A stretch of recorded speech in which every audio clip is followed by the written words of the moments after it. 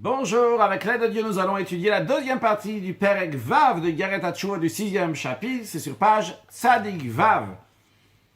Le Admor Zaken, dans le 4e chapitre, nous a demandé qu'est-ce que ça veut dire ce que le Zohar dit sur le mot Teshuvah, Tashuv, He, que le He doit repartir à sa place. Et pas seulement ça, le Zohar nous a dit qu'il y a deux He dans le nom de Yudke Vavke dans le tétragramme. Donc Yudke Vavke, et donc il y a le Tashuv He, He Tata et He Ila. Il y a deux niveaux de He qui doivent repartir à leur place. Qu'est-ce que cela veut dire? Pour cela, l'Admor Zaken nous a dit il faut d'abord comprendre la notion de karet, qui veut dire un retranchement. Lorsque quelqu'un il a fait certaines transgressions que la Torah interdit, eh bien la Torah dit qu'il va mourir avant 50 ans. Et l'Admor Zaken a demandé comment ça se fait que de nos jours, on ne voit pas que les gens qui transgressent ces choses-là, ces transgressions de karet, ils meurent avant 50 ans. Non seulement qu'ils ne meurent pas, mais en plus ils continuent leur vie. Banéimim, avec bien-être, avec tranquillité, de manière agréable et paisible.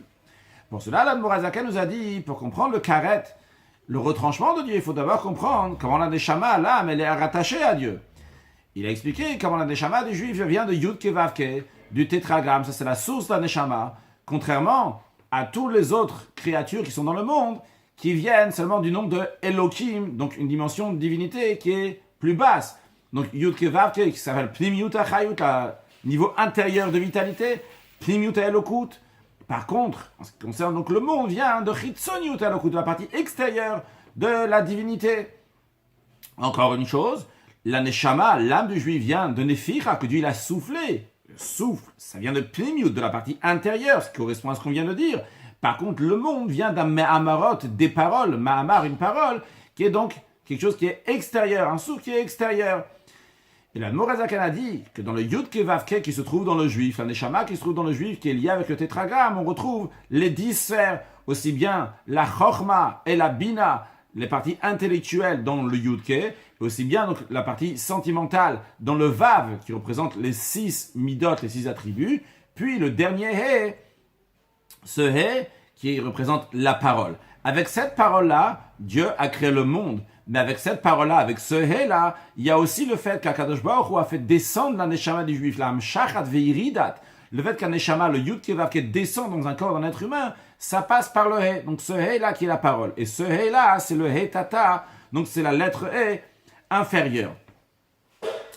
Suite à cela, dans le chapitre 5, l'Admor Zaken a expliqué, vu que le Juif reçoit sa vitalité de Dieu constamment, et Dieu, comment il donne sa vitalité? Donc, Nephira, en soufflant dans le Juif. Lorsque le Juif fait une transgression, eh bien, il fait une barrière entre le souffle de Dieu et lui.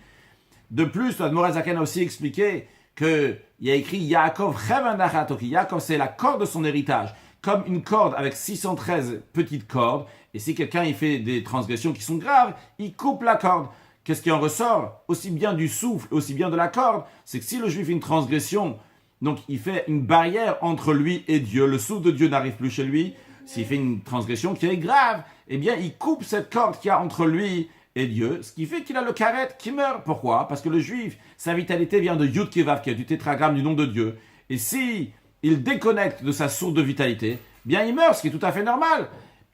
Il meurt avant 50 ans, pas tout de suite lorsqu'il a fait la transgression, parce que la force, il reste encore un rishim ou une trace qui donne la force que la personne va pouvoir vivre encore un peu plus longtemps. Mais il meurt quoi qu'il arrive avant 50 ans. Ça, c'est le karet, ça, c'est le retranchement, parce que le juif, il est constamment attaché à Dieu, il reçoit sa vitalité de Dieu.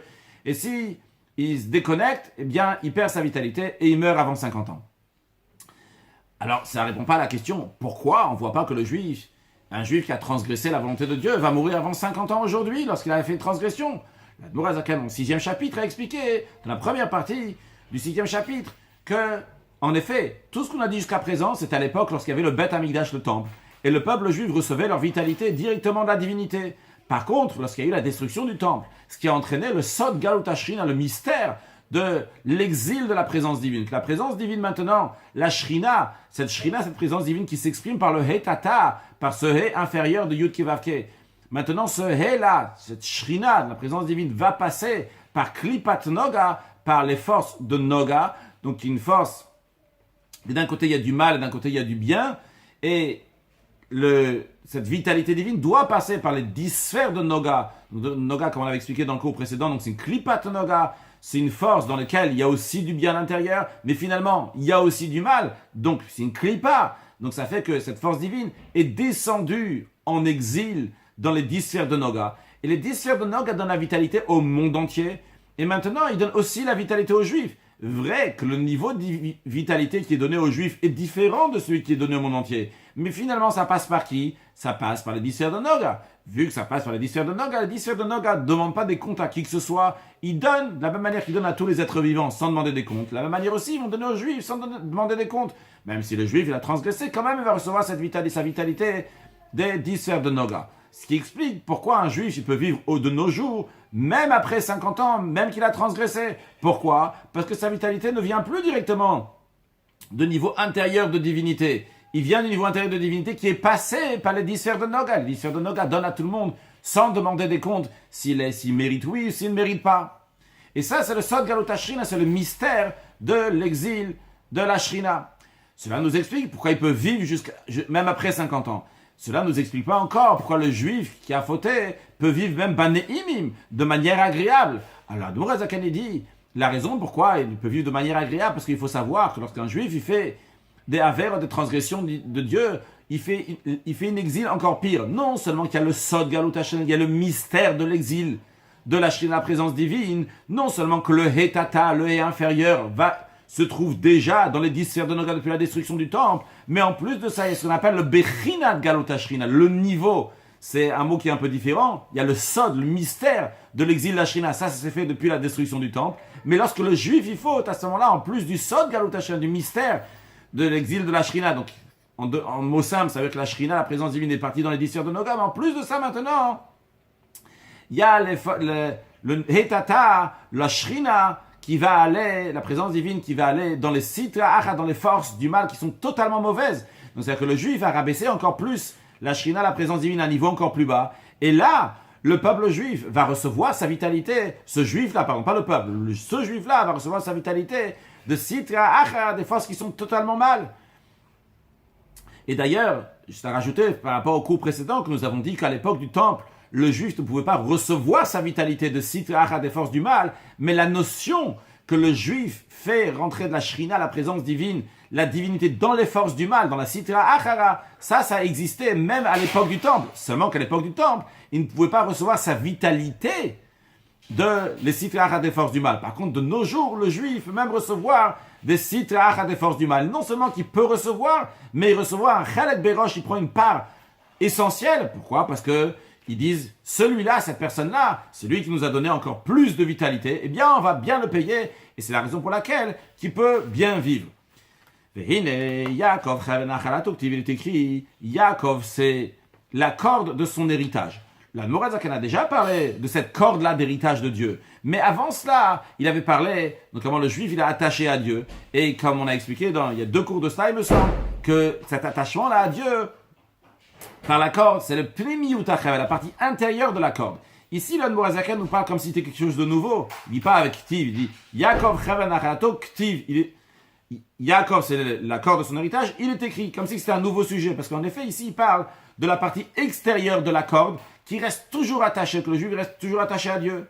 Al-Derech Mashal, par exemple, cette expression de corde veut nous dire comme une corde qui a son sommet, le début, la tête de la corde, l'extrémité de la corde se trouve là-haut.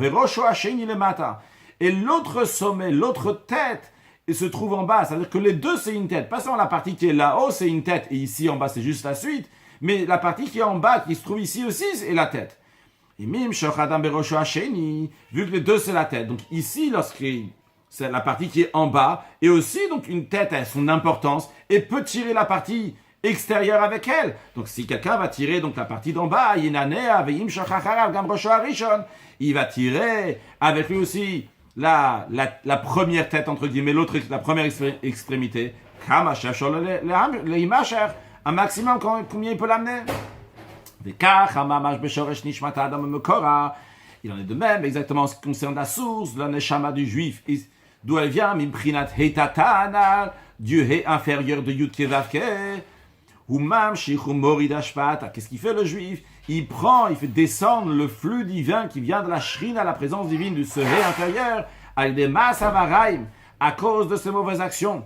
À travers ses mauvaises actions, marchevota, et ses pensées qui sont négatives,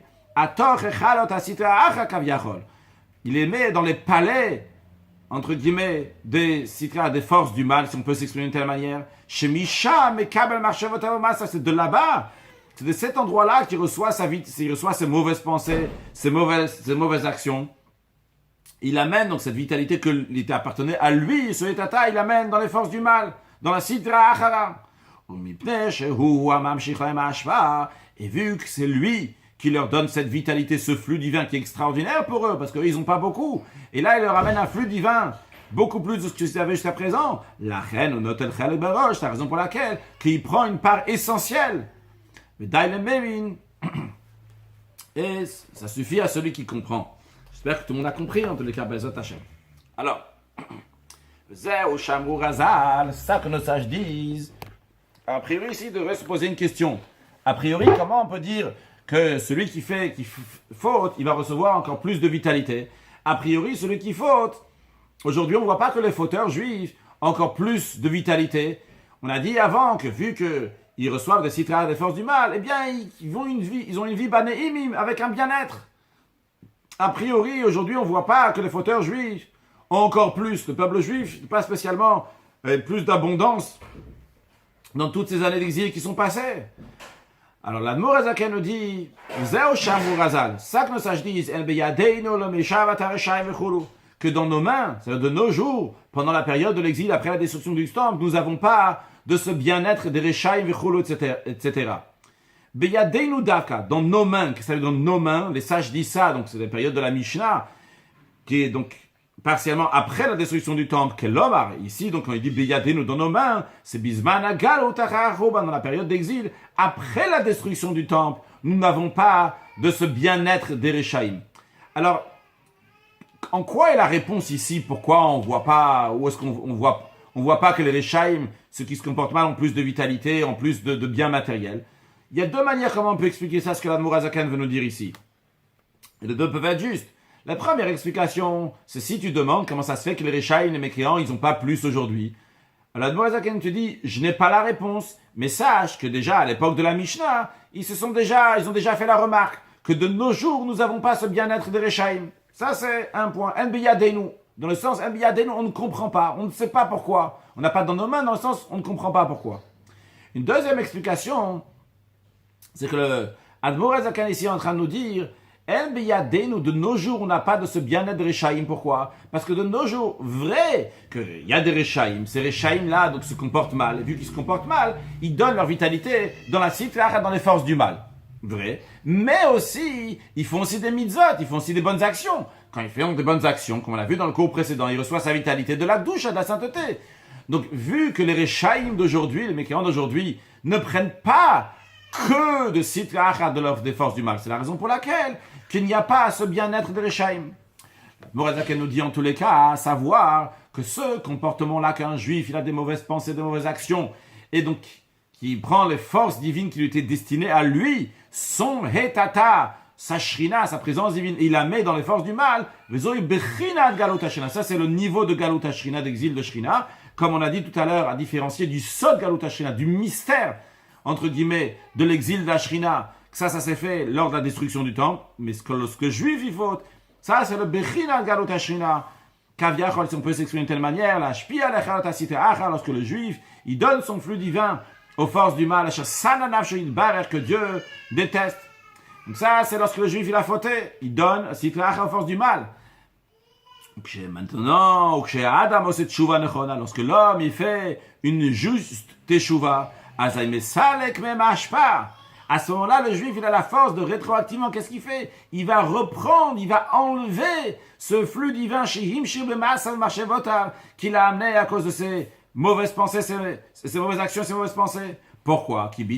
Lorsqu'il retourne, il fait un retour, il est machazir, ashpat, ashina limkoma, le flux de la shrina, la présence divine qui était partie dans les forces du mal, repart à sa place. Donc ce hetata qui est parti dans les forces du mal, maintenant remonte. Ah, et là on comprend. Réponse à la question que l'Admor Hazaken a demandé dans le chapitre 4. Qu'est-ce que le Zohar veut dire lorsqu'il dit tashuv he? Que le he doit repartir, ça c'est la teshuva. Où il doit repartir ce he? Quel he doit repartir? Norazaka nous dit, Zéo, ce qu'on vient d'expliquer, ça c'est le Tashuv Hetata, ça c'est que le He inférieur repart du Prinat Galot de l'exil. Le juif, lorsqu'il a fauté, il a pris le Hetata, la Shrina, la présence divine, il l'a amené dans l'exil. Maintenant, lorsque le juif, il fait Teshuva, eh bien il reprend ce Hetata, cette Shrina, et il la ramène à sa source. Comme il est écrit, Veshav Hashem Elokecha et Shutra, que l'Éternel, ton Dieu, va ramener tes captifs. L'expression ici de Et Shutra, que l'homme va dire Im Shutra, est à traduire avec tes captifs. Qu'est-ce que ça veut dire? Qu'il n'y a pas écrit, comme Marazal, comme nos sages disent, nos sages disent que partout le peuple juif a été exilé, eh bien, toujours, à Kadosh Baruch Hu, de la Shrina, la présence divine était avec eux.